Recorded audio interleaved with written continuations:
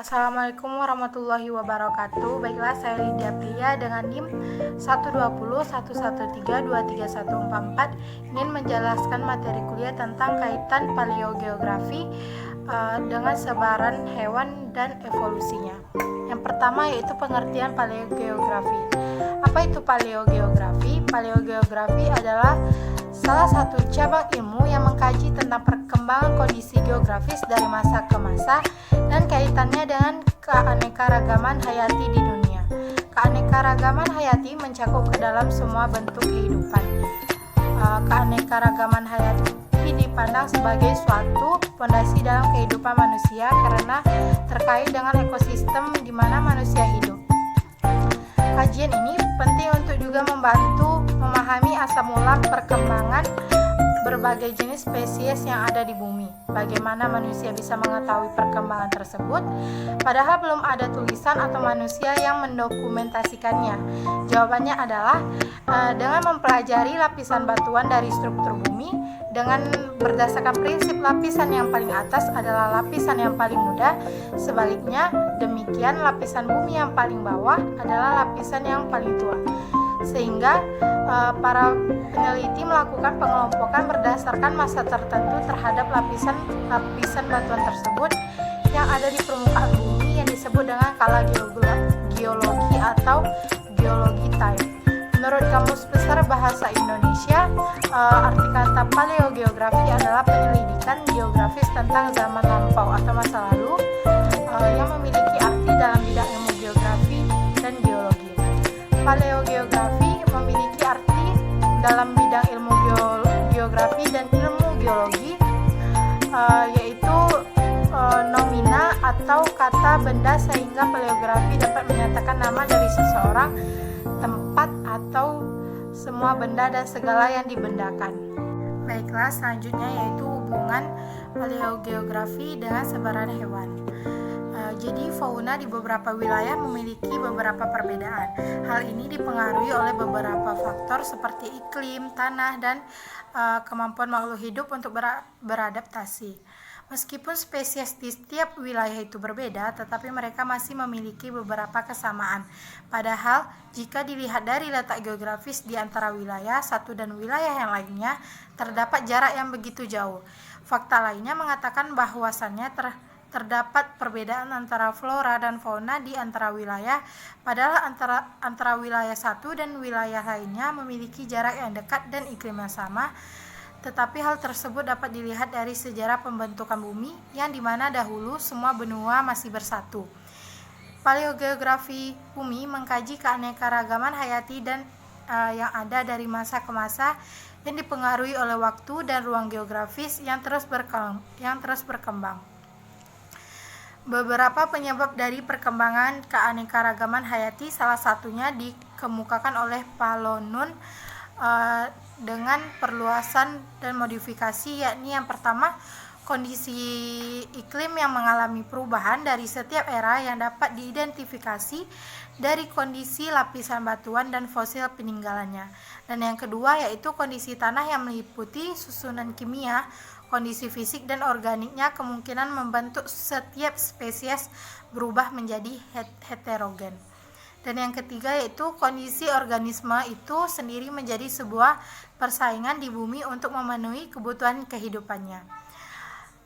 Munculnya hukum rimba yang dapat bertahan dan menyesuaikan diri dengan lingkungannya akan terus berkembang berevolusi.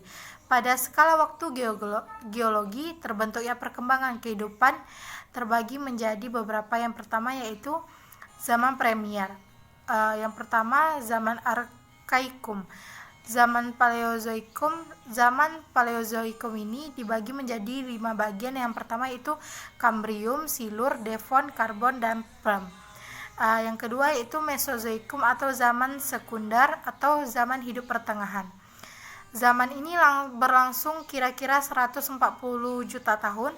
Pada zaman pertengahan ini jenis reptil mencapai tingkat yang terbesar seperti yang kita ketahui, sehingga pada zaman ini sering disebut juga dengan zaman reptil. Setelah berakhirnya zaman sekunder, maka muncul kehidupan yang lain, yaitu jenis burung dan binatang menyusui yang masih rendah sekali tingkatannya. Sedangkan jenis reptilnya mengalami kepunahan selanjutnya. Berlangsunglah zaman hidup baru seperti yang diuraikan pada materi ini. Periode Trias 240 hingga 205 juta tahun yang lalu, periode Jurassic 208 hingga 145 juta tahun yang lalu, zaman Kapur 145 sampai 65 juta tahun yang lalu, dan yang ketiga yaitu Neozoikum atau zaman hidup baru. Berasal dari sebuah bahasa Yunani yaitu kata kainos yang berartinya baru dan zo yang artinya kehidupan, sehingga dapat disimpulkan bahwa zaman Neozoikum ini berarti zaman bumi atau kehidupan baru. Zaman Neozoikum ini memiliki nama lain yaitu Kenozoikum atau Xenozoikum. Zaman ini berlangsung sejak berakhirnya zaman Mesozoikum yang ditandai dengan kepunahan massal dinosaurus dalam akhir periode batu kapur. Tepatnya sekitar 65 juta tahun yang lalu terdapat dua pembagian zaman Neozoikum tersier dan kuarter. Untuk itu zaman Neozoikum tersier ada fase Paleogen.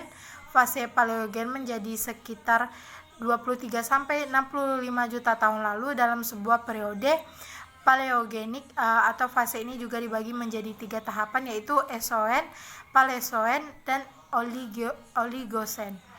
Fase Neogen, fase ini terjadi antara 2,58 sampai 23 juta tahun yang lalu.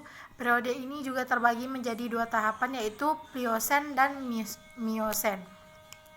Zaman Neozoikum ini, kuarter pada zaman Neozoikum ini berlangsung sekitar 2,58 juta tahun yang lalu. Zaman ini juga terbagi menjadi dua fase yaitu Holosen dan Pleistosen. Fase Holosen dan fase Pleistosen. Baiklah, yang terakhir yaitu hubungan paleogeografi dengan evolusinya. Jadi evolusi dalam biologi adalah perubahan atau perkembangan makhluk hidup secara bertahap dalam jangka waktu lama, dari bentuk sederhana menuju bentuk yang lebih kompleks. Dilansir dari Kementerian Pendidikan dan Kebudayaan Republik Indonesia, teori evolusi mengalami banyak perubahan. Puncak dari proses evolusi ini biasanya ditandai dengan munculnya spesies baru. Berdasarkan sejarah, proses evolusi itulah yang mengakibatkan munculnya banyak spesies makhluk hidup di dunia ini. Semua makhluk hidup yang memiliki spesies yang berbeda-beda, dan perbedaan tersebut bisa menjadi bukti bahwasannya teori evolusi memang benar-benar terjadi di alam. Perbedaan spesies dapat terjadi akibat adaptasi yang ketat, kondisi geografis wilayah, mutasi gen, dan seleksi alam. Salah satu teori yang beranggapan bahwasannya faktor yang menyebabkan munculnya banyak spesies di permukaan bumi ini adalah teori evolusi. Teori ini salah satunya didasarkan pada kondisi lingkungan bumi yang terus mengalami perkembangan, dan makhluk hidup yang dapat bertahan telah mengalami evolusi, sementara spesies yang tidak dapat bertahan akan mengalami kepunahan.